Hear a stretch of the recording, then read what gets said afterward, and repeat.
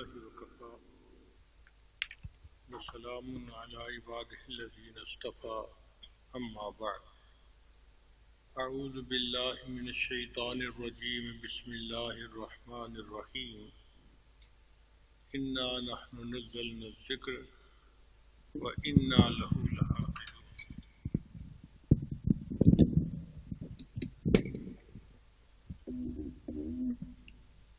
سبحان ربك رب العزة عما يصفون وسلام على المرسلين والحمد لله رب العالمين اللهم صل على سيدنا محمد وعلى آل سيدنا محمد وبارك وسلم۔ اللہ رب العزت کا ارشاد ہے انا نحن نزلنا الذکر، بے شک اس قرآن کو ہم نے ہی نازل کیا، وَإِنَّا لَهُ لَحَافِظُونَ، اور اس کی حفاظت کے بھی ہم ہی ذمہ دار ہیں۔ تو اللہ رب العزت نے قرآن مجید کو نازل بھی فرمایا اور اس کی حفاظت کا ذمہ بھی خود لے لیا۔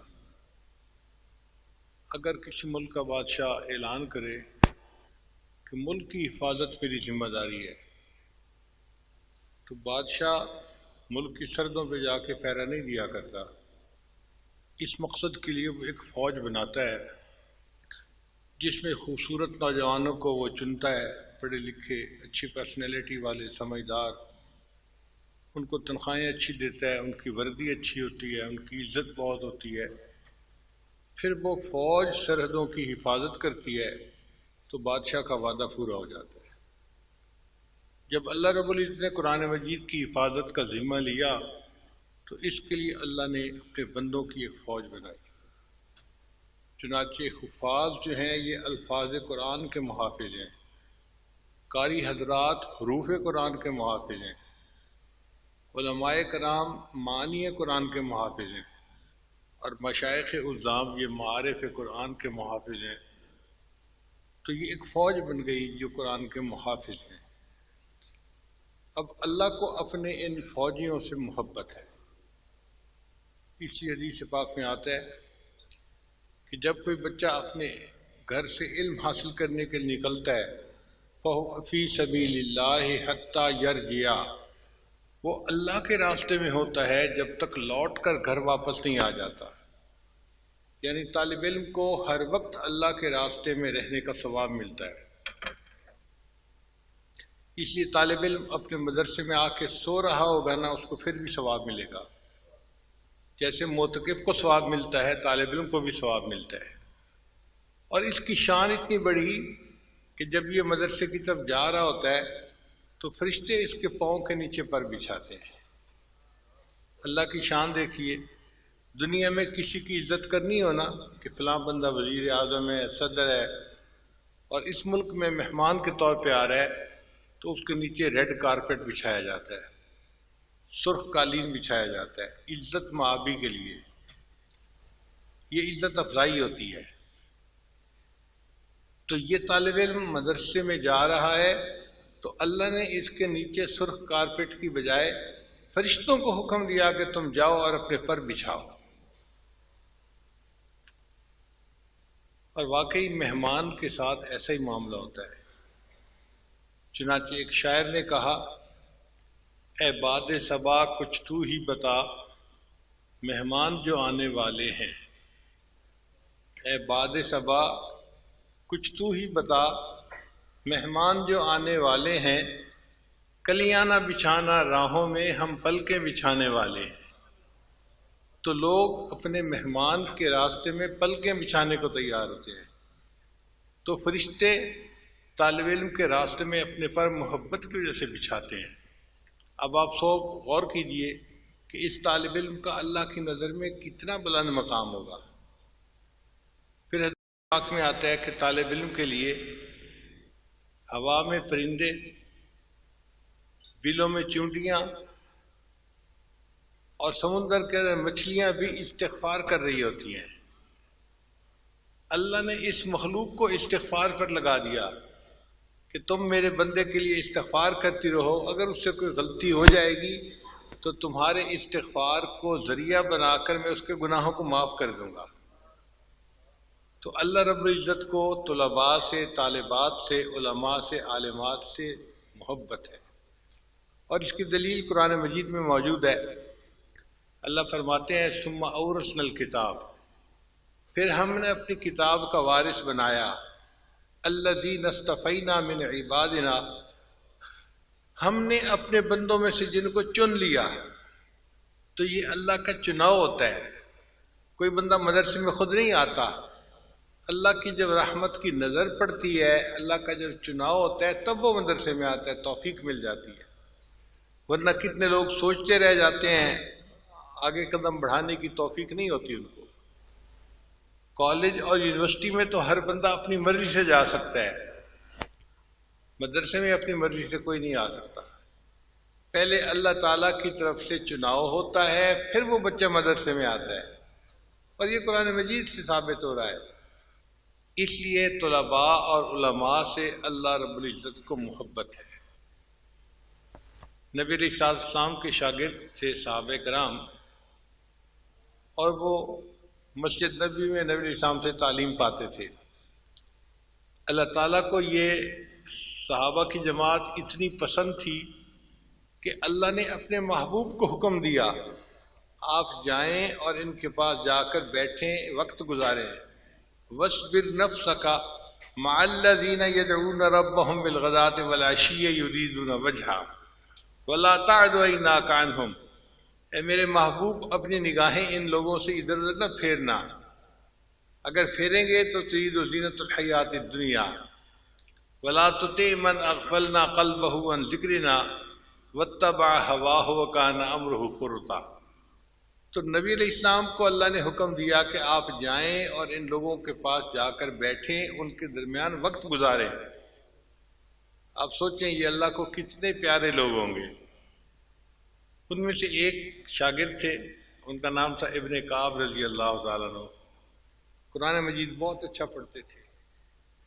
ایک مرتبہ نبی علیہ السلام نے انہیں بلایا اور بلا کر فرمایا ابن کعب مجھے سورہ بینہ سناؤ۔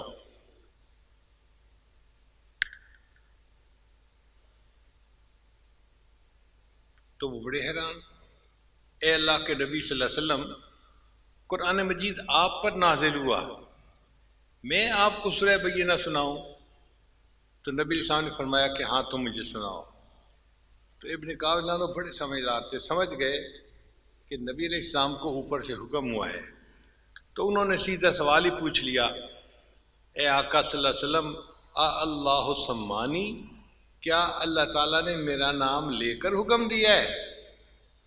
نبی علیہ السلام نے جواب دیا، نعم اللہ سماک، اللہ نے تمہارا نام لے کر حکم دیا ہے۔ ابن کعب سے کہو سورہ بینہ سنائے، محبوب آپ بھی سنیں گے اور میں پروردگار بھی سنوں گا۔ آپ بتائیں اللہ کو کتنی محبت تھی ان طلباء سے کہ ان سے قرآن سننے کی فرمائشیں رب رحمان بھیجا کرتے تھے عرش سے۔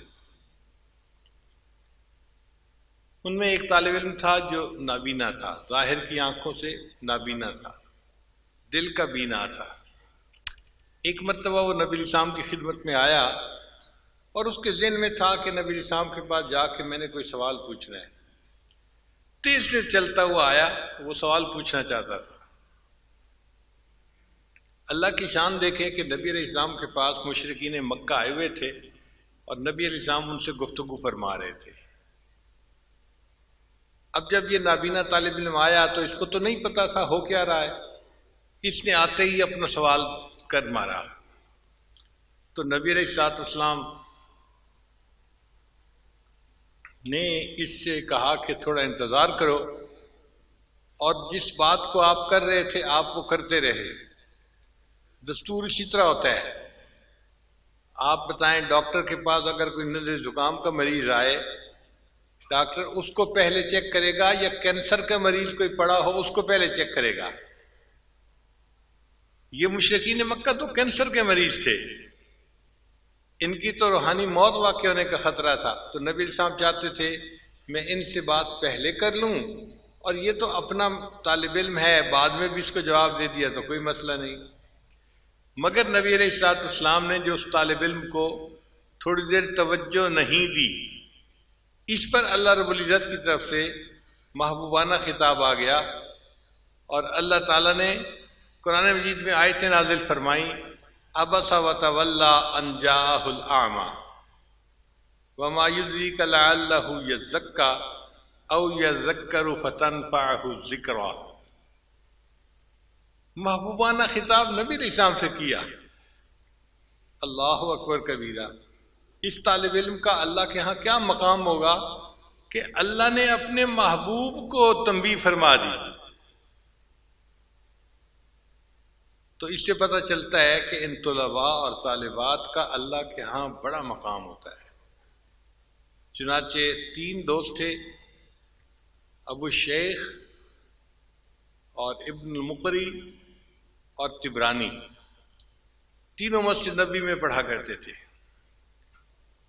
اس زمانے میں طلباء اپنے کھانے کا انتظام خود کرتے تھے، استاد صرف ان کو سبق پڑھا دیتا تھا۔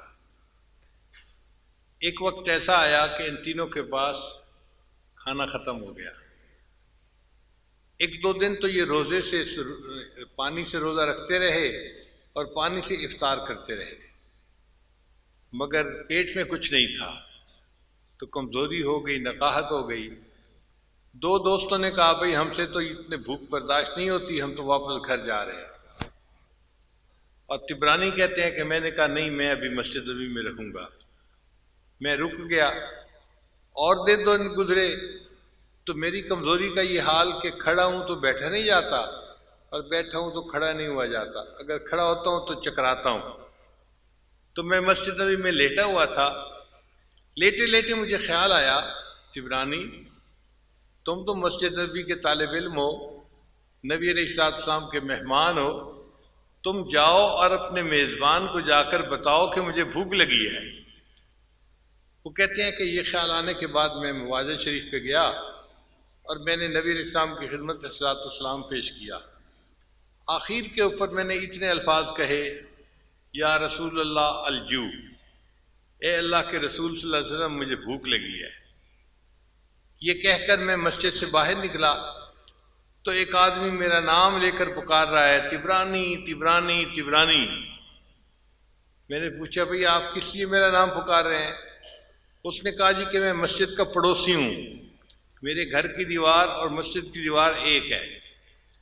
میں گھر میں سویا ہوا تھا، خواب میں نبی علیہ السلام کی زیارت نصیب ہوئی۔ اللہ کے محبوب صلی اللہ علیہ وسلم نے فرمایا میرا ایک مہمان ہے، اس کا نام ہے طبرانی، اس کو بھوک لگی ہے، جاؤ اور اس کو کھانا کھلاؤ۔ جیسے ہی میری آنکھ کھلی میں نے دیکھا کہ میری بیوی نے ہنڈیا پکا کر اتاری تھی، میں نے وہ سالن بھی اٹھا لیا اور روٹیوں کی گٹھری بھی اٹھا لی اور گھر سے باہر نکل کر آپ کا نام پکارنا شروع کر دیا، اگر آپ کا نام طبرانی ہے، یہ کھانا حاضر ہے، آپ کھا لیجئے، نبی علیہ السلام نے یہ کھانا بھجوایا ہے۔ تو آپ غور کیجئے کہ ان طلباء سے نبی علیہ السلام کو کس قدر محبت۔ ایک بڑے قاری گزرے ہیں امام عاصم رحمۃ اللہ علیہ، مسجد نبی میں قرآن مجید پڑھاتے تھے، اور ان کی خاص بات یہ تھی کہ ان کے منہ سے بہت خوشبو آتی تھی۔ تو طلباء حیران ہوتے، حضرت چھوٹی الائچی کھاتے ہیں یا کوئی اور چیز منہ میں رکھتے ہیں یا کوئی مشک وغیرہ کی خوشبو استعمال کرتے ہیں کہ منہ سے ایسی خوشبو آتی ہے جو کبھی سونگھی نہیں تھی۔ ایک دن ایک طالب علم پیچھے لگ گیا، حضرت مجھے بتائیں آپ کے منہ سے خوشبو کیوں آتی ہے؟ حضرت نے اسے بتایا کہ بھئی میں تو ایک چھوٹی الائچی وغیرہ کوئی چیز استعمال نہیں کرتا۔ نہیں حضرت، انوکھی خوشبو آتی ہے۔ وہی آتی ہوگی لیکن مجھے نہیں پتا، میں کچھ استعمال نہیں کرتا۔ وہ بھی لسوڑے کی گٹھری کی طرح لڑکا تھا، پیچھے چپکا رہا، حضرت بتائیں پلیز بتائیں پلیز بتائیں۔ جب اس نے تنگ کر دیا نا تو امام عاصم رحمۃ اللہ نے اسے بتایا کہ دیکھو میں آپ کو اصل واقعہ سناتا ہوں۔ ایک رات خواب میں مجھے نبی علیہ السلام کی زیارت نصیب ہوئی۔ نبی علیہ السلام نے ارشاد فرمایا عاصم تم میری مسجد میں بچوں کو قرآن پڑھاتے ہو، آؤ میں تمہارے لبوں کو بوسہ دوں۔ تو نبی علیہ السلام نے میرے لبوں کو بوسہ دیا، جب سے یہ خواب دیکھا تب سے میرے منہ سے خوشبو آتی ہے، ورنہ میں کوئی الائچی استعمال نہیں کرتا۔ تو ان طلباء سے نبی علیہ السلام کو اتنی محبت کہ اللہ کے محبوب صلی اللہ علیہ وسلم ان کے لبوں کو بوسہ دیتے ہیں خواب میں۔ اور اس قسم کے اور بھی بہت سارے واقعات ہیں۔ چنانچہ انڈیا میں ایک بزرگ تھے، انہوں نے غریبوں کے لیے بہت خرچ کیا، دسترخوان لگاتے تھے اور 1000 سے 2000 بندے روزانہ ان کے دسترخوان پہ کھانا کھاتے تھے۔ ان کا اعلان تھا کہ جو بھی غریب ہو وہ آئے اور میرے دسترخوان پہ کھانا کھائے۔ بہت عرصہ یہ معمول چلتا رہا۔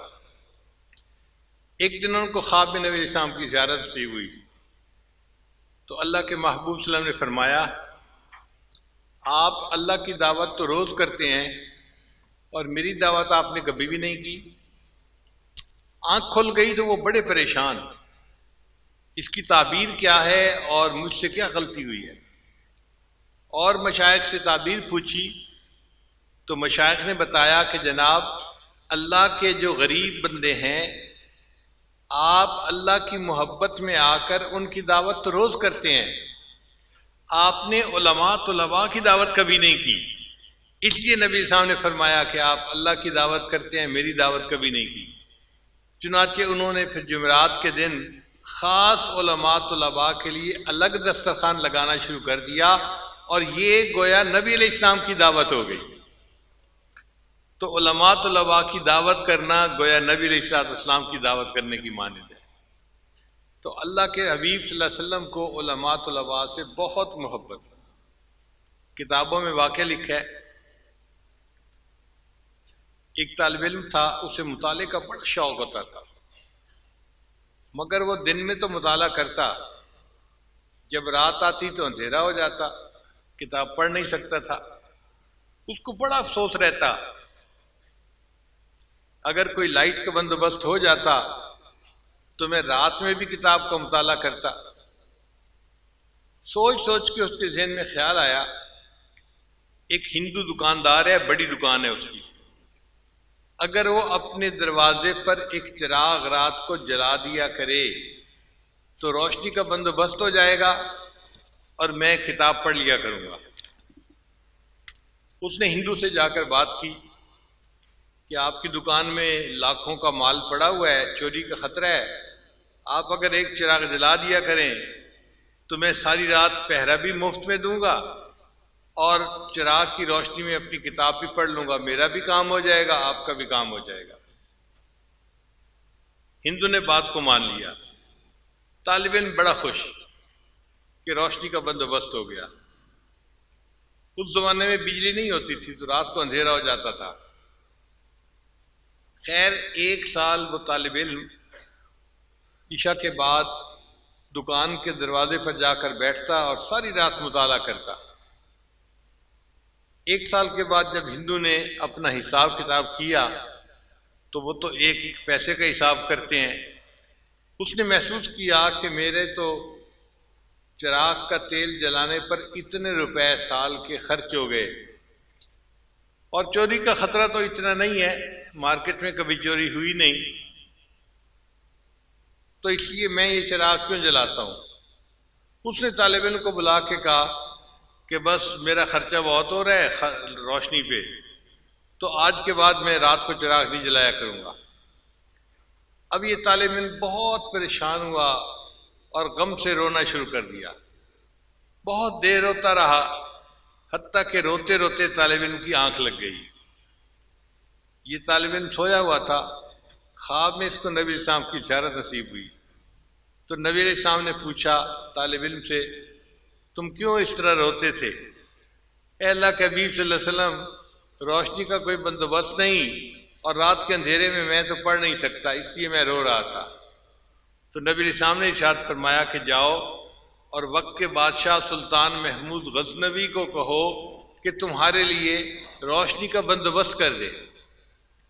طالب علم نے خواب میں کہا، اے اللہ کے حبیب صلی اللہ علیہ وسلم، میں اس کو جا کر پیغام دوں گا بھی صحیح، وہ کیسے بات کو مانے گا کہ یہ بات میں آپ کی طرف سے پہنچا رہا ہوں، اس کو یقین ہی نہیں آئے گا۔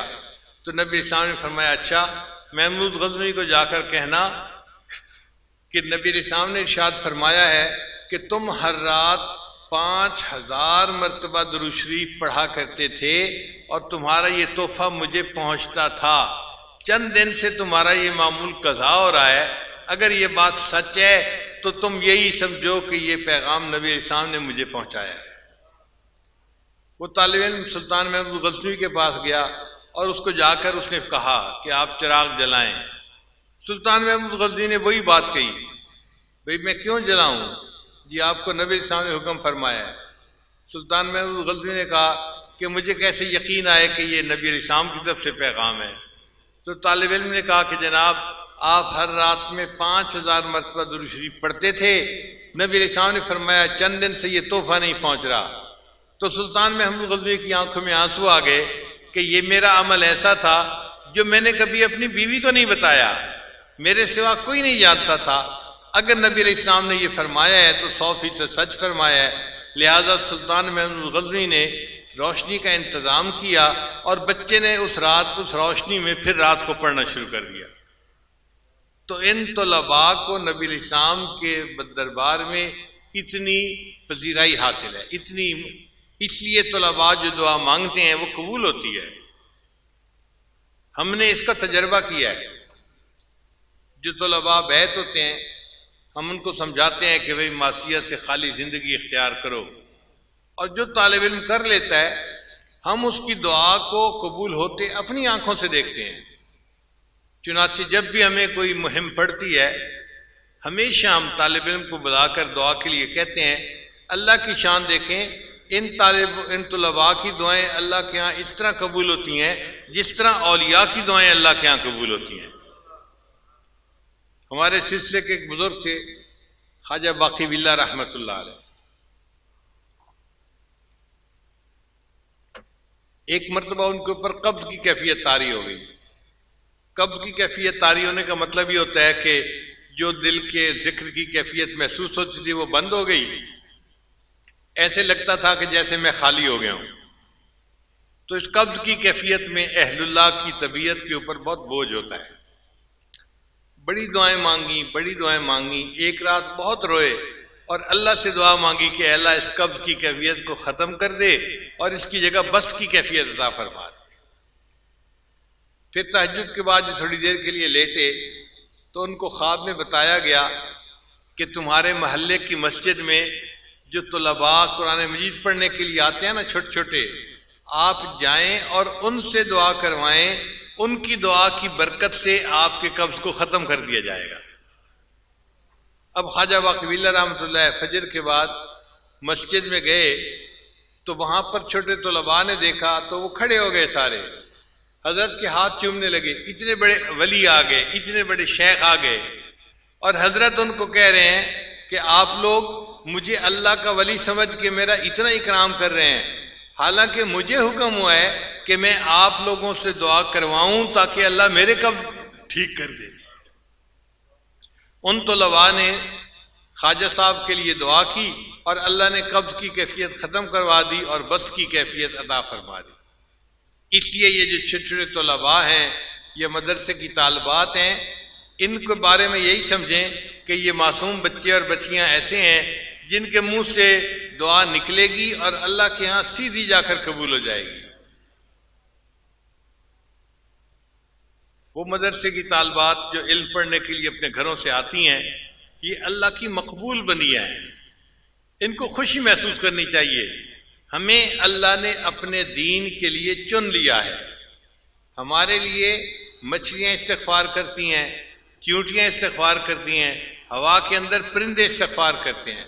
نبی علیہ السلام نے ارشاد فرمایا من کان فی طلب العلم کانت الجنت فی طلبہ، جو بندہ علم کی طلب میں ہوتا ہے جنت اس بندے کی طلب میں ہوتی ہے۔ جنت وش کرتی ہے یا اللہ اس بندے کو میرے اندر بھیج دیجیے۔ دیکھیں یہ طالبات سمجھتی ہیں پتہ نہیں ہم جنت میں جائیں گی یا نہیں جائیں گی، اور حال یہ ہے کہ جنت اللہ سے دعا کرتی ہے اے اللہ فلاں بندی جو حدیث کی کتاب لے کر جاتی ہے مدرسے میں اور روزانہ پڑھتی ہے، اے اللہ اس کو میرے اندر جلدی بھیج دیجیے۔ جنت طلب کر رہی ہوتی ہے. یہ نبی علیہ السلام کی حدیث مبارکہ ہے. عزیز طلباء آپ غور کیجئے، اللہ نے اس دنیا میں ہر بندے کے سامنے کچھ نہ کچھ رکھ دیا ہے. کسی کے سامنے اللہ نے کپڑے کو رکھ دیا، وہ کپڑے کو کاٹتا ہے پھر کپڑے کو سیتا ہے، اس کو ہم درزی کہتے ہیں. کسی کے سامنے اللہ نے لکڑی کو رکھ دیا، وہ لکڑی کو کاٹتا ہے پھر آپس میں جوڑ کے فرنیچر بناتا ہے، اس کو ہم کارپینٹر کہتے ہیں. کسی کے سامنے اللہ نے لوہے کے پرزے رکھ دیے، وہ لوہے کے پرزے کھولتا ہے پھر ان کو جوڑتا ہے، ہم اس کو مکینک کہتے ہیں. کسی کے سامنے اللہ نے پتھر رکھ دیا، اینٹ رکھ دی، وہ اینٹوں کو جوڑتا ہے، ہم اس کو میسن کہتے ہیں.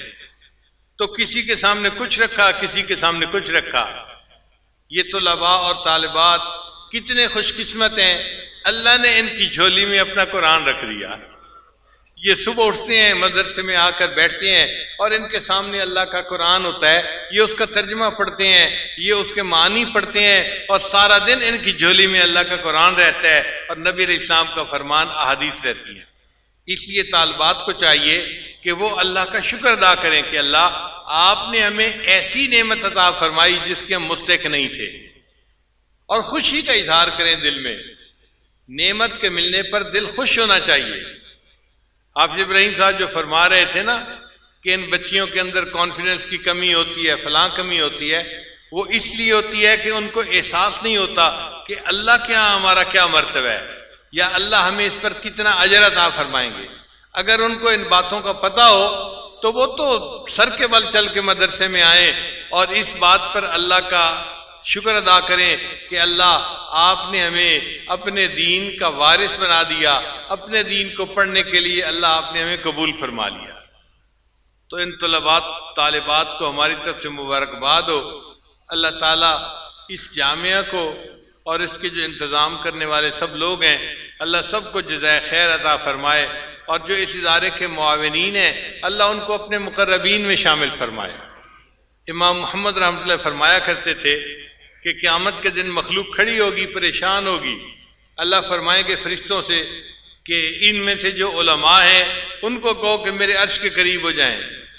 تو علماء کو اعلان کیا جائے گا بھائی جو علماء ہیں وہ قریب ہو جائیں، تو علماء عرش کے قریب ہو جائیں گے. جب علماء اور عالمات عرش کے قریب ہو جائیں گے اللہ تعالیٰ فرمائیں گے یا معاشر العلماء، اے علماء کی جماعت، لم ادا علمی فیکم لأعذبکم، میں نے تمہارے سینے میں علم کو جو بھر دیا تھا وہ اس لیے نہیں بھرا تھا کہ آج میں تمہیں لوگوں کے سامنے رسوا کروں، جاؤ تم بلا حساب جنت میں چلے جاؤ. اس دن پھر پتہ چلے گا کہ ان طلباء نے کتنا نفع کا سودا کیا کہ اللہ ان کو بلا حساب جنت عطا فرما دیں گے. اور حدیث پاک میں آتا ہے کہ ایک حافظ کو اپنے ساتھ 10 اور بندے جن پر جہنم واجب ہو چکی ان کو جنت لے جانے کا حکم ملے گا، اور ایک عالم اس کو اللہ تعالیٰ 400 بندوں کو جنت لے جانے کا حکم عطا فرمائیں گے. اس کا مطلب یہ کہ ایک حافظ اپنے گھر کے سب لوگوں کو لے کے جنت میں جائے گا.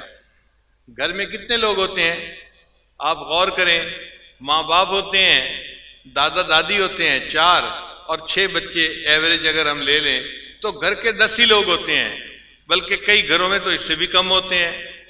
تو 10 بندوں کو لے کر وہ جنت میں جائے گا، یعنی پوری فیملی کے لوگوں کو ایک حافظ جنت میں لے کر چلا جائے گا. اور ہم جس کو کہتے ہیں نا برادری، ہم نے دیکھا ہے کہ تقریباً 40 گھر ہوتے ہیں جن کا آپس میں کلوز انٹریکشن ہوتا ہے، ایک دوسرے کے ساتھ رشتہ داریاں ہوتی ہیں، بیاہ شادی کرتے ہیں، خوشی غمی میں شریک ہوتے ہیں. تو 40 گھروں کے لوگ گویا برادری کہلاتے ہیں. اب ایک عالم کو 400 بندوں کی شفاعت کی اجازت ہوگی. اگر ایک گھر کے 10 بندے ہوں تو 40 گھروں کے بندے 400 ہوں گے. اس کا مطلب اگر کوئی عالم ہوگا ایک تو وہ پوری برادری کو لے کر جنت میں جائے گا. ایک عالمہ ہوگی تو پوری برادری کی شفاعت کرے گی اور ان کو لے کر جنت میں جائے گی. قیامت کے دن اللہ پوچھیں گے میرے بندو تم میرے پاس کیا لائے؟ تو یہ طلباء علماء اللہ کے سامنے کھڑے ہو کر کہیں گے یا اللہ تیرے کعبے کو جبینوں سے بسایا ہم نے، تیرے قرآن کو سینوں سے لگایا ہم نے۔ دنیا میں ہم تیرے قرآن کو سینوں سے لگا کر مدرسے میں جاتے تھے اور مدرسے میں جا کر دین کی تعلیم حاصل کرتے تھے۔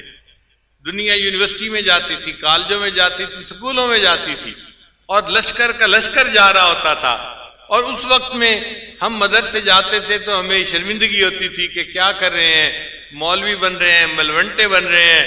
ہم لوگوں کی باتیں سنتے تھے مگر ہم آپ کے دین کے ساتھ چمٹے رہے، اور اللہ بالآخر اسی دین کے اوپر ہم نے زندگی گزاری اور آپ کے سامنے آ کر حاضر ہو گئے۔ اللہ فرمائیں گے اچھا اگر تم نے میرے دین کی خاطر اتنی قربانی دی، آج میں تم سے حساب نہیں لیتا، تم سب کے سب بلا حساب جنت چلے جاؤ۔ پھر پتہ چلے گا ان طلباء اور طالبات نے اللہ سے کتنا نفع کا سودا کیا۔ اللہ تعالی ہمیں بھی ان طلباء اور طالبات کی برکت سے اپنی پسندیدہ جگہ جنت عطا فرمائے اور قیامت کے دن کی ذلت و رسوائی سے محفوظ فرمائے۔ وآخر دعوانا ان الحمد للہ رب العالمین۔ مجمع میں جتنی عالمات ہیں یا علماء ہیں یا طلباء ہیں،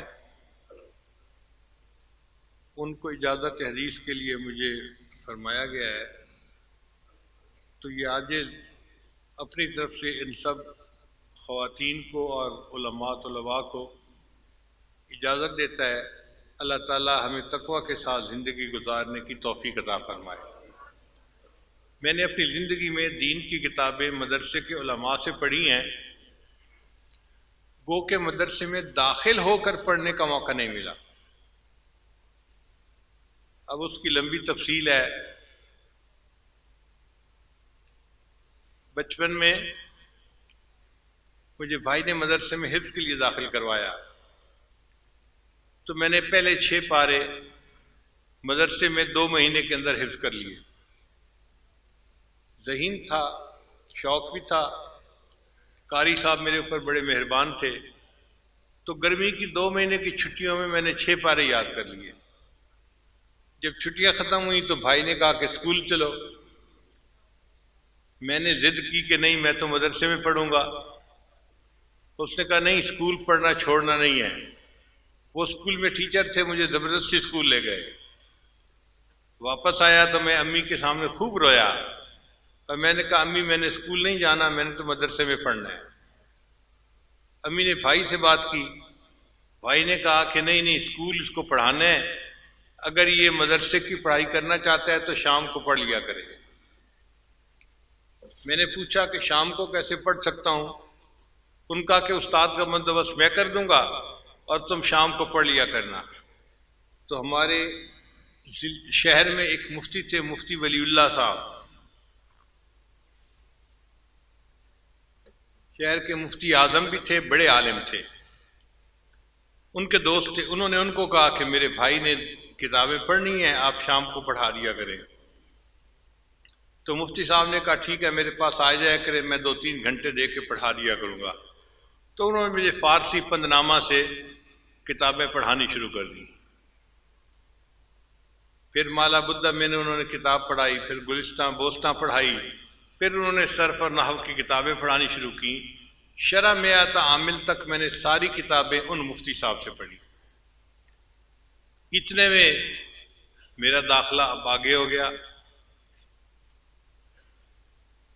جب میں یونیورسٹی میں پہنچا، یونیورسٹی لاہور میں، تو دل بڑا پریشان تھا کہ میری کتابوں کا سلسلہ کیا بنے گا۔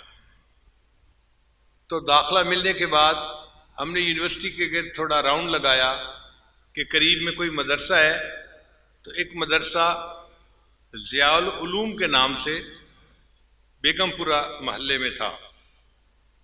یہ بیگم پورہ محلہ بالکل یونیورسٹی کی دیوار کے ساتھ ہے۔ اس کے جو محترم تھے وہ چترال کے عالم تھے۔ میں ان کے پاس گیا اور میں نے انہیں کہا جی کہ میں یونیورسٹی کا طالب علم ہوں، لیکن میرے دل میں علم حاصل کرنے کا شوق بھی ہے، آپ اپنے اساتذہ سے بتا دیں کہ میں شام کو آ جایا کروں گا اور یہ حضرات مجھے کتابیں پڑھا دیا کریں۔ وہ بڑے خوش ہو گئے کہ یونیورسٹی میں انجینئر بننے والا طالب علم پڑھنے کے لیے مدرسے میں آئے گا۔ انہوں نے بڑی شفقت کی، چنانچہ ان کے مفتی حضرات اور دوسرے استاد حضرات نے مجھے کتابیں سبکن پڑھانی شروع کر دی۔ یہ کتابیں میں نے ان سے پڑھی اور پڑھتا رہا۔ اسی دوران میرے شیخ تھے سید زوار حسین شاہ رحمۃ اللہ علیہ، کراچی میں تھے۔ ان سے میں نے پوچھا کہ اگر مجھے کوئی مسئلہ پوچھنا ہو تو کن سے پوچھنا پڑے گا؟ انہوں نے مجھے فرمایا کہ جامعہ اشرفیہ میں ایک مفتی صاحب ہیں، ان کا نام ہے مفتی جمیل احمد تھانوی رحمۃ اللہ علیہ، آپ ان کے پاس چلے جایا کریں۔ میں ایک دن سائیکل چلا کے یونیورسٹی سے جامعہ اشرفیہ آیا، اس وقت بالکل پتلا دبلا لڑکا سا لگتا تھا، تو میں مفتی صاحب کے پاس گیا۔ مفتی صاحب ذرا مصروف تھے، مجھے دیکھ کے کہنے لگے کیسے آئے ہو؟ میں نے کہا جی مجھے میرے شیخ نے حکم دیا ہے تو میں اپنے مسائل پوچھنے کے لیے آپ سے آیا ہوں، جو پوچھنا ہے کام کی بات پوچھو، میرے وقت ضائع مت کرو۔ تو میں تھوڑا حیران تو ہوا کہ اس کا مطلب ہے مفتی صاحب بہت سخت آدمی ہے، طبیعت کے آدمی ہیں، بڑا نظم و ضبط ہے، تو یہاں پر ٹائم زیادہ نہیں ملنا۔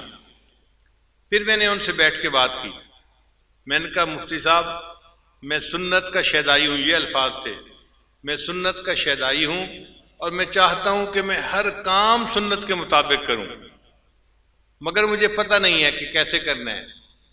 میں آپ کے پاس آیا ہوں، آپ مجھے بتاتے جائیں، میں ایسے عمل کرتا جاؤں گا۔ اس بات کو سن کے مفتی صاحب بہت خوش ہو گئے۔ چنانچہ میں نے ان سے کھانے کی سنتیں پوچھیں، پینے کی سنتیں پوچھیں، لباس کی سنتیں پوچھیں، سونے جاگنے کی سنتیں پوچھیں۔ حیرانی کی بات ہے کہ ہمیں اس بات چیت کرنے میں 2.5 گھنٹے لگ گئے۔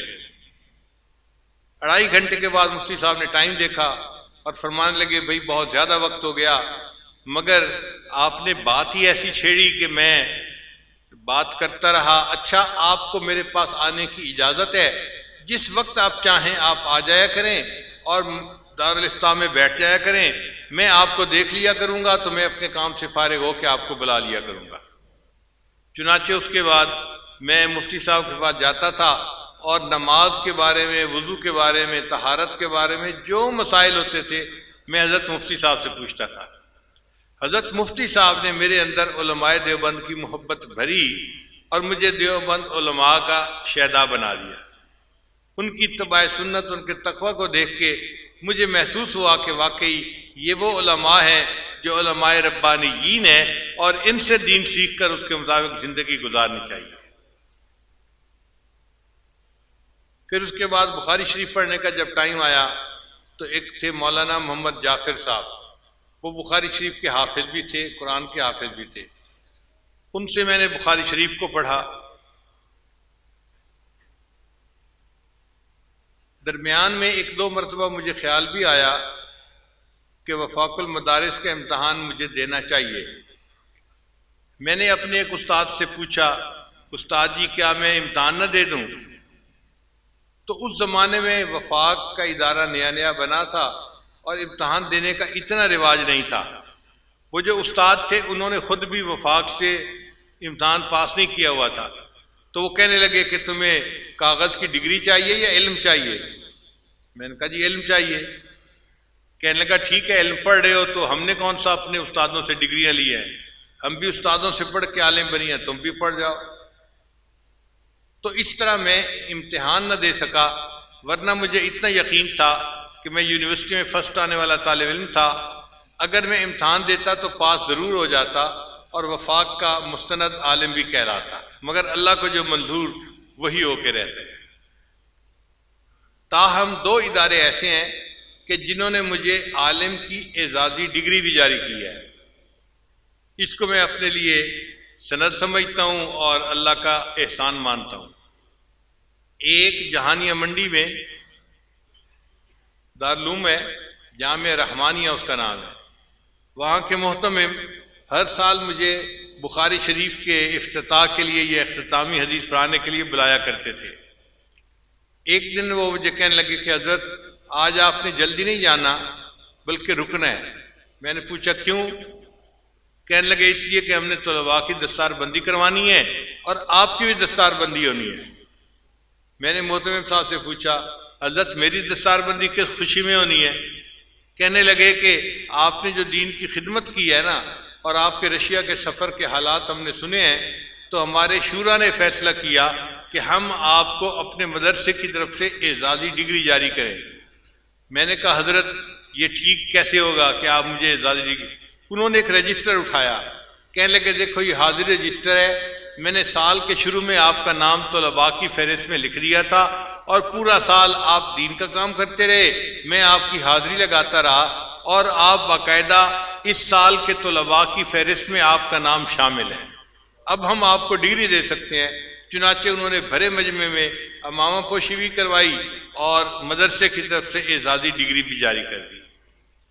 پھر اس کے بعد دوسری ڈگری قاسم العلوم ملتان کے جو محتمم تھے انہوں نے عطا کی۔ انہوں نے بھی یہی الفاظ کہے کہ آپ کی دینی خدمات کو ہم نے دیکھا ہے اور اللہ نے بہت لوگوں کی زندگیوں کو بدلا ہے، اب ہم چاہتے ہیں کہ مدرسے کی طرف سے آپ کو اعزازی ڈگری دیں۔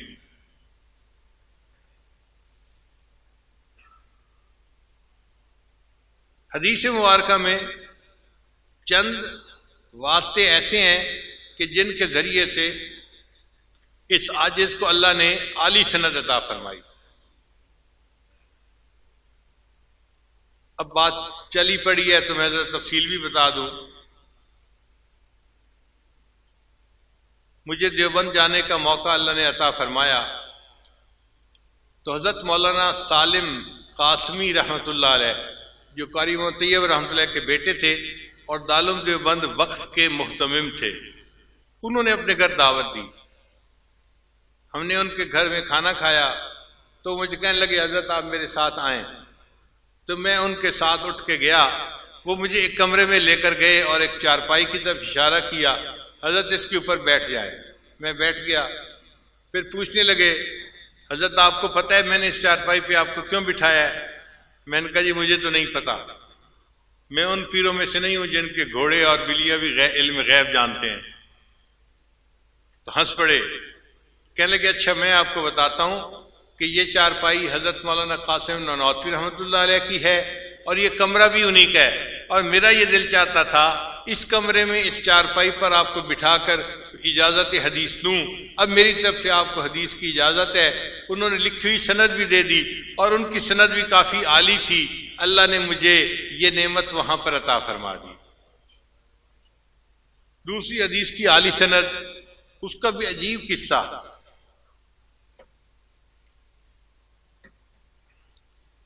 حرم میں حج کرنے کے بعد کچھ دنوں کے لیے ہم ٹھہرے ہوئے تھے، تو ایک دن عصر کی نماز میں نے حرم میں پڑھی تو میں نے دیکھا کہ ایک پتلے دبلے سے ہیں بڑے میاں، وہ بیٹھے اور ان کے گرد آ کر طلباء نے حلقہ بنا کر بیٹھنا شروع کر دیا۔ طلباء نے سرخ رومال باندھے ہوئے تھے، عربی طلباء جو ہوتے ہیں، اور ان کے ہاتھ میں کتابیں تھیں، اور جو حدیث کی کتابیں ہوتی ہیں نا وہ اپنے سائز سے ایک نظر سے پہچانی جاتی ہیں۔ سکولوں کالجوں کی کتابیں اور طرح کی ہوتی ہیں اور جو دینی کتابیں ہیں ان کا سائز اور طرح کا ہوتا ہے۔ تو جب میں نے دیکھا کہ یہ طلباء ان کے گرد بیٹھ رہے ہیں تو مجھے بھی دلچسپی ہوئی، تو میں ذرا آگے ہوا۔ اب ایک طالب علم نے پہلی حدیث مبارکہ کی بخاری شریف کی تلاوت کی تو ان بزرگوں نے سب کو اجازت دی۔ مجھے دل میں خیال آیا کہ جو بزرگ حرم میں بیٹھ کر حدیث کی اجازت دے رہے ہیں یہ کوئی عالی سند والے عالم ہوں گے، تو میں نے ان کے خادم سے کہا کہ حضرت کا تعارف کیا ہے؟ اس نے کہا جی حضرت کا نام ہے مولانا احمد علی، یہ انڈیا کے ہیں اور رہتے انگلینڈ میں ہیں، اور ان کی حدیث کی سند اتنی عالی ہے کہ پاکستان کے بڑے بڑے علماء ان کے پاس آ کر حدیث کی سند لیتے ہیں۔ میں نے کہا مثلاً؟ کہنے لگا مثلاً حضرت مفتی تقی عثمانی دامت برکاتہ۔ جب اس نے نام لیا تو میں نے سوچا کہ واقعی اگر ہمارے شیخ الاسلام دامت برکاتہم جیسے بڑے حضرات جو جبال العلم میں سے ہیں انہوں نے ان سے حدیث کی اجازت لی تو ان کی عالی سند ہوگی۔ تو میں نے اس سے کہا کہ بھائی کیا حضرت سے مجھے اجازت حدیث مل سکتی ہے؟ اس نے کہا آپ کا نام کیا ہے؟ میں نے کہا نام میرا ہے ذوالفقار احمد نقشبندی۔ اب یہ نام سن کے نا وہ بندہ تو اچھل پڑا اور وہیں بیٹھے بیٹھے حضرت حضرت حضرت اونچا اونچا کہنے لگا۔ حضرت نے فرمایا بھائی کیا ہوا؟ حضرت آپ نے میرے ذمہ لگایا ہوا تھا کہ اگر یہ بندہ مل جائے کہیں تو مجھے بتانا میں نے ان سے ملاقات کرنی ہے. وہ صاحب یہ آئے بیٹھے ہیں. اب حضرت نے نام سنا تو وہ کھڑے ہو گئے, تو میں بھی کھڑا ہو گیا. حضرت سے دوبارہ معانقہ کیا, ملاقات کی. تو میں نے عرض کیا کہ حضرت میں اس لیے آپ کے پاس حاضر ہوا ہوں کہ آپ مجھے حدیث کی اجازت دے دیں. وہ فرمانے لگے کہ میں جب گھر سے چلا تھا حج کے ارادے سے تو میں نے اس وقت یہ ارادہ کیا تھا اگر اس سفر میں کہیں میری آپ سے ملاقات ہو جائے گی تو میں آپ کے ساتھ مل کر توبہ کے کلمات پڑھوں گا, کیونکہ میں نے نیت پہلے کی ہوئی تھی. آپ نے تو آج کی ہے حدیث کی اجازت کی, پہلے آپ مجھے توبہ کے کلمات پڑھائیں, پھر میں آپ کو حدیث کی اجازت دیتا ہوں. اللہ کی شان دیکھیے جی, ان کے حکم پر میں نے حرم میں بیٹھ کے وہیں ان کو توبہ کے کلمات پڑھائے اور پھر انہوں نے حدیث کی اجازت دی. اور ان کی حدیث کی اجازت جو ہے وہ حضرت مولانا فضل الرحمان گنج مراد آبادی رحمۃ اللہ کے واسطے سے واقعی باقی سب سے عالی بن جاتی ہے. ایک تیسری سند جو حدیث کی مجھے ملی وہ بھی عجیب. ہم لوگ ترکی گئے تو ہمیں کسی نے بتایا کہ یہاں پر ایک بڑے بزرگ گزرے ہیں علامہ زاہد الکوثری رحمۃ اللہ علیہ, جن کو امام اعظم ابو حنیفہ رحمۃ اللہ علیہ کا کہ دفاع کرنے کا اعزاز حاصل ہے. انہوں نے بڑی اعلیٰ کتابیں لکھی, عربوں نے بھی اس کی بڑی تعریف کی. تو ان کے ایک آخری شاگرد, ان کا نام ہے شیخ امین سراج رحمۃ اللہ علیہ, وہ ابھی زندہ ہیں اور ان کو حکومت نے نادر ہستیوں میں شامل کر کے ان کے لیے خود ڈاکٹروں کی ٹیم ان کے ساتھ لگائی ہوئی ہے, ان کی صحت کا خیال رکھیں تاکہ یہ تاریخی ہستی بیمار نہ ہو جائے. وہ ابھی زندہ ہیں مگر وہ 5 نمازیں اپنے گھر کی مسجد میں پڑھتے ہیں. صرف جمعہ کی نماز کے لیے وہ آتے ہیں, اور جمعہ کی نماز کے لیے بھی مسجد کے ساتھ ایک شیشے کا کمرہ بنایا گیا ہے, وہاں وہ نماز پڑھتے ہیں. لوگ ان سے نہیں مل سکتے, وہ لوگوں سے نہیں مل سکتے, کیونکہ ملنے سے وائرس پھیلتا ہے, بیکٹیریا پھیلتا ہے, بیماریاں پھیلتی ہیں. اور یہ شخصیت چونکہ قومی شخصیت ہے اس لیے ان کی صحت کا خیال رکھنا ڈاکٹروں کی ذمہ داری ہے. وہ ڈاکٹروں کے ساتھ آتے ہیں, نماز پڑھ کے چلے جاتے ہیں. خیر ہم نے اللہ سے بڑی دعا مانگی, 2 دن نفل پڑھتے رہے صلاۃ الحاجت کے کہ یا اللہ ہمیں توفیق عطا فرما, ہم ان کی زیارت بھی کریں اور ان سے اجازت حدیث بھی لے لیں. مجھے ایک عالم نے بتایا وہ جلدی حدیث کی اجازت نہیں دیتے, وہ کہتے ہیں کہ 10-15 دن میرے ساتھ رہو اور درس میں بیٹھو پھر حدیث کی اجازت دوں گا. اب ہم پریشان کہ ہمارا تو سفر تھا 1-2 دن کے بعد, تو ہم 10-15 دن تو نہیں رہ سکتے. اگر انہوں نے یہ شرط لگا دی تو مشکل ہو جائے گی. بہرحال دعائیں مانگتے رہے, اللہ کی شان کہ وہ جمعہ کے لیے مسجد میں تشریف لائے. ان کا ایک خادم تھا, وہ کمرے سے باہر نکلا تو میں نے اس سے بات کی. میں نے کہا کہ بھائی میں اس طرح پاکستان سے آیا ہوں اور یہ میرا نام ہے, اور آپ حضرت کو میرے سلام بھی دیں اور عرض کریں کہ اگر حدیث کی اجازت دے دیں تو ان کا میرے اوپر بڑا احسان ہوگا. خادم نے جا کر ان کو نام بتایا تو وہ فرمانے لگے کہ یہ نام تو میں نے پہلے سنا ہوا ہے, یہ پاکستان کے شیخ آئے ہیں, تو اب میرا بھی دل چاہتا ہے کہ میں ان سے ملاقات کروں, ان کو اندر لے آؤ. لو جی ہمیں کمرے کے اندر جانے کا موقع مل گیا. جب کمرے کے دروازے پر میں پہنچا نا تو ڈاکٹر نے مجھے روک لیا. جی آپ پاکستان سے آئے ہوئے ہیں اور آپ کے ملک میں تو ہائیجینک کنڈیشن اچھی نہیں ہے, تو آپ تو ان سے نہیں مل سکتے. میں نے کہا بھائی میری بھی چاہت تھی اور شیخ نے بھی یاد کیا تھا اس لیے میں آیا ہوں. ان کا نہیں, آپ کو ہم اس کمرے میں نہیں آنے دیتے. پھر اس نے دوسرے ڈاکٹروں کو کہا جی یہ پاکستان سے آئے ہیں, ان کو اس کمرے میں داخل نہیں ہونے دے سکتے. تو اور ڈاکٹر بھی آگے قریب آ گئے. اب جانا مشکل اندر. تو شیخ امین سراج نے دیکھا تو انہوں نے عربی زبان میں ان سے بات کی کہ تم اس بندے کو کیوں روکے ہوئے ہو. ان کا جی آپ قومی ورثہ ہیں اور آپ کی جان کی حفاظت ہماری ذمہ داری ہے. آپ کوئی عام آدمی نہیں ہے اور یہ پاکستان پسماندہ ملک سے آئے ہیں اور ان کے ذریعے سے آپ کو بیماری لگ سکتی ہے.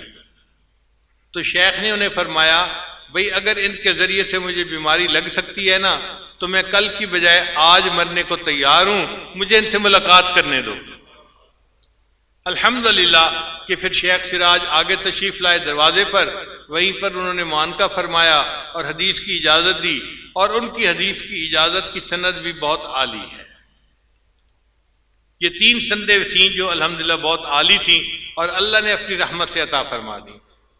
ایک اور سند جو ہمیں اس دفعہ ملی، چند دن پہلے ہمیں سمرقند بخارا جانے کا موقع ملا، پوری دنیا کے مختلف ملکوں سے مشائخ آئے ہوئے تھے، تو مجھے کمرے میں ایک صاحب کہنے لگے کہ حضرت شام کے ایک عالم آئے ہیں، سید ہیں، اور ان کی حدیث کی نسبت بڑی عالی ہے، اور بخارا کے علماء ان کے کمرے میں جا رہے ہیں ان سے حدیث کی نسبت لینے کے لیے۔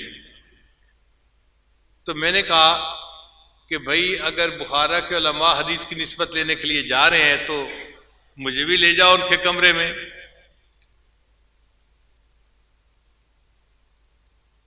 کہنے لگے جی کیسے؟ میں نے کہا ویل چیئر لے آؤ، میں چلتا ہوں ان کے کمرے میں۔ جب میں نے کہا نا کہ ویل چیئر لے آؤ میں چلتا ہوں ان کے کمرے میں، تو ہمارے دوستوں میں سے ایک دوست بیٹھے ہوئے تھے، وہ کہنے لگے حضرت آپ نہ جائیں، یہیں بیٹھیں، میں آپ کو ایک بات بتاتا ہوں۔ میں نے پوچھا کیا؟ کہنے لگے عصر کی نماز کے بعد وہ شیخ مجھے ملے تھے اور انہیں مجھ سے کہا تھا کہ آپ شیخ ذوالفقار احمد نقشبندی کے خلیفہ ہیں، اگر مجھے ان کے پاس آنے کا کوئی وقت مل سکتا ہے تو آپ مجھے فون کر دینا، میں ان سے توبہ کے کلمات پڑھنے کے لیے آؤں گا۔ تو انہوں نے تو پہلے سے مجھے کہا ہوا ہے، تو میں ان کو فون کر دیتا ہوں، وہ خود تشریف لے آئیں گے۔ میں نے کہا ٹھیک ہے۔ چنانچہ انہوں نے فون کیا تو وہ جو عالم تھے وہ اسی وقت اپنے ایک اور شیخ کے ساتھ تشریف لے آئے، وہاں پر انہوں نے آ کر توبہ کے کلمات پڑھے اور اس عاجز نے ان سے حدیث کی اجازت کے لیے درخواست کی، تو انہوں نے بھی حدیث کی اجازت عطا فرما دی۔ میں نے ان سے پوچھا کہ آپ کی حدیث کی اجازت عالی کیسے بنتی ہے؟ اس نے کہا جی کہ پورے پاکستان میں حدیث کی جو سند چل رہی ہے اس میں قریباً 20 کے قریب واسطے بنتے ہیں نبی علیہ السلام تک، اور جو میری سند ہے اس میں 15 واسطے بنتے ہیں۔ اتنے کم واسطوں کے ساتھ ان کا تعلق تھا۔ تو ہم نے پوچھا کہ آپ کی سند کیسے ہے؟ پھر انہوں نے تفصیل بتائی کہ میری سند جو تھی وہ علامہ شامی ابن عابدین رحمۃ اللہ علیہ کے واسطے سے نبی علیہ السلام تک پہنچتی ہے، اور اس وقت پوری دنیا میں حدیث کی اجازت کی یہ سب سے چھوٹی سند ہے، اس کے سوا اور کوئی سند نہیں ہے۔ پھر انہوں نے چھپی کتاب بھی ہمیں دکھائی، انہوں نے حدیث کی سند حاصل کی تھی علامہ عبداللطیف فرفور سے۔ یہ فرفور وہ بزرگ ہے کہ جنہوں نے علامہ شامی رحمۃ اللہ کی کتاب کے اوپر حاشیہ لکھا ہے اور اس کی تفصیل لکھی ہے، عجیب انہوں نے کام کیا ہے۔ وہ کہنے لگے کہ میرے شیخ کو کسی ملک میں وفات ہوئی تو سرد خانے کے اندر رکھ دیا گیا، پھر 1 ہفتے کے بعد ان کی لاش شام میں لائی گئی، ہم نے ان کو غسل دیا، اور جب ان کا جنازہ تیار کر کے رکھا تو وفات کے 1 ہفتے کے بعد بھی ان کی گردن کی رگ ہمیں پھڑکتی ہوئی نظر آ رہی تھی۔ ایسے بزرگ تھے۔ تو علامہ ابن عابدین رحمۃ اللہ علیہ کی جو یہ سند تھی یہ واقعی ایک عالی سند، ہم نے بعد میں پھر اس کی تحقیق بھی کی اور باقی سندوں کے ساتھ اس کو ملایا بھی صحیح۔